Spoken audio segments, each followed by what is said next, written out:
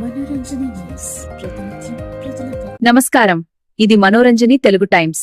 ఈరోజు మనం కాలచక్రాన్ని కొంచెం వెనక్కి తిప్పి పురాతన కాలంలోని పల్లెటూరు జీవనగాథను మీ ముందుకు తీసుకొస్తున్నాం. కోడి కూయగానే మెలకు వచ్చేది. ఇంటి ముందు మగ్గు వేసే అమ్మల సందడి,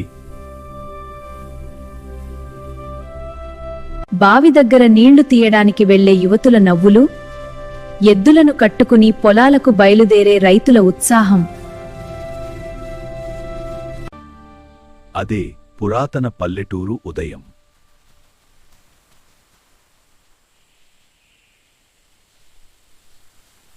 వ్యవసాయమే జీవనాధారం. వరి, జొన్న, సజ్జల పంటలు, భూమి తల్లి యొక్క ఆశీర్వాదాలు, రైతు శ్రమతో సస్యశ్యామలమైన పంటలు, ఇవి మన జీవనాధారం.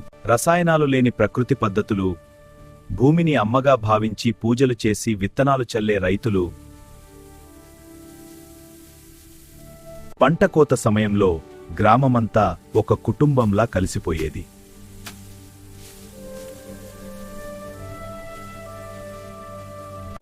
మట్టి గోడలు, గడ్డి పైకప్పులు, సాయంత్రం పంచాయతీ చెట్టు కింద పెద్దల కథలు, పిల్లల ఆటలు. అప్పటి జీవితం సాదాసీదా అయినా హృదయపూర్వకంగా ఉండేది.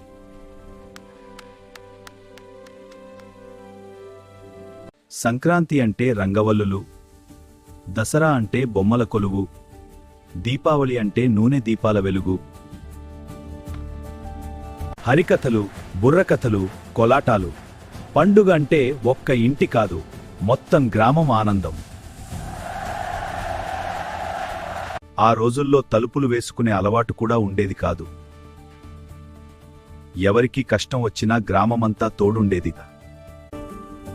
విశ్వాసం, గౌరవం, సహకారం, అవి అప్పటి పల్లెటూరి బలమైన విలువలు.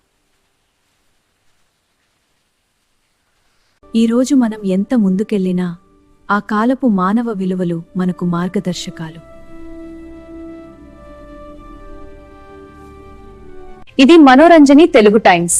ఇలాంటి ప్రత్యేక కథనాల కోసం మా ఛానల్ను సబ్స్క్రైబ్ చేయండి. వీడియోకు లైక్ చేయండి, షేర్ చేయండి.